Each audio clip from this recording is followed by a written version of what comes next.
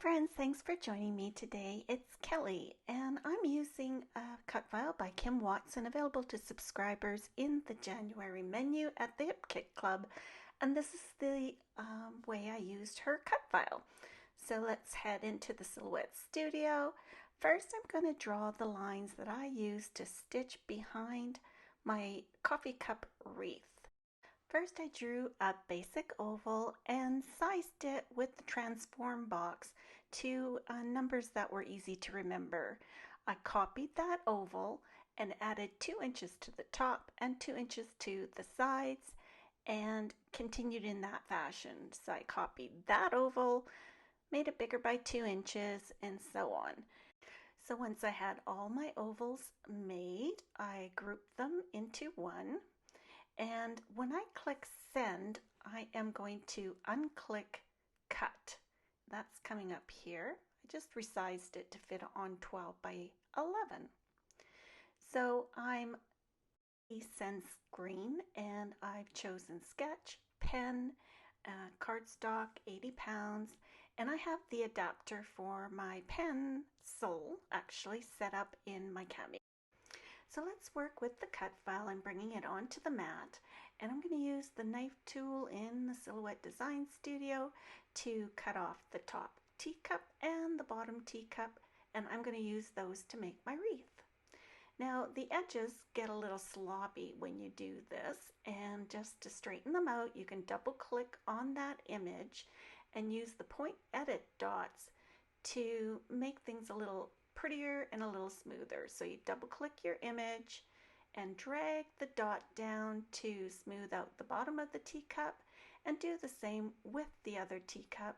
You may even have to erase, so point delete to make the brim of the cup smooth. Easy breezy. So now I have my 2 teacups isolated, and I want to turn them into cut files that I can paperback. So let me move the ovals that I had made for stitching, and I'm going to select the teacup, release the compound path so that I can drag the teacup and the handle away and make that a compound path separate from the design in the teacup. Now select those 2 items together and make them a compound path. And those 3 items make them a compound path. Now I'm going to do an internal offset on the teacup and an external offset on the design that falls on top of the teacup. And so there's our teacup, and we're going to make it a compound path. Now to work on the little design item there, an offset, an external offset, and we're going to make them a compound path and drag them over to place them on top of the teacup. And then we're going to weld all these items together to get rid of the lines, the cut lines that we don't want. Modify, weld. And there you have it. It's a cut file now that you can paperback. You could paperback the inside of those, are they diamonds? A modified diamond? And separate from the teacup if you wish.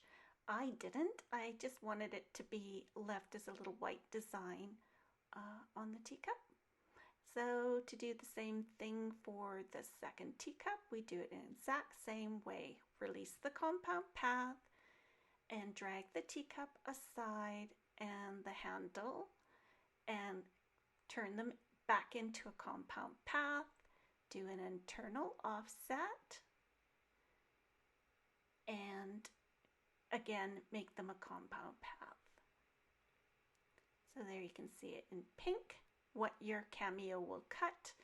Now the design for this teacup, it actually had 5 individual circles, but I want them all to touch each other.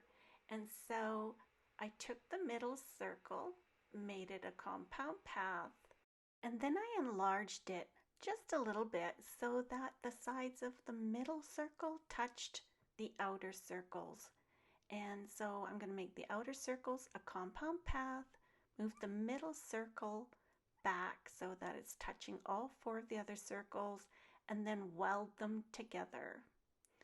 So I can take this odd shape, the 5 circles, and move it over top of the teacup and just make sure the circles are touching the top and sides of the teacup and weld those 2 items together. Modify, weld. So there you go. You have 2 teacups that you can paperback. So let's bring the ovals back. Use the Command C, Command V tool on your keyboard to make a few of each teacup so you can start arranging them around the ovals. Now I stitched my ovals from DMC floss, all 6 strands, and I just used a running stitch. So the top teacup I wanted upside down, and really this is all a personal preference. I'm arranging them in a way that's pleasing to my eye. You may have them all right side up. It's total personal preference. What I did watch for as I was arranging the teacups around my ovals was that they didn't overlap the very center oval, which again I stitched. And I just wanted to leave that free from any handles or brims or plates underneath the teacup, because that's my resting place for the eye. I don't want my layouts to be just busy, busy, busy. I like there to be a little bit of a break to give someone looking at a layout a little spot to rest. And I think the oval carries the eye right around your layout quite nicely.